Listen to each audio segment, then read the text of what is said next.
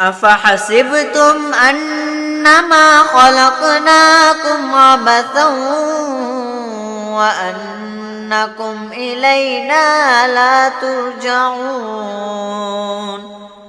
فتعالى الله الملك الحق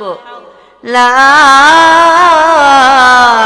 إله إلا هو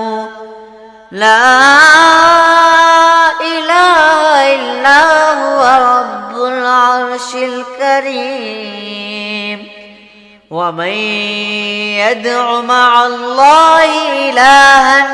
آخر لا برهان له به فإنما حسابه عند ربه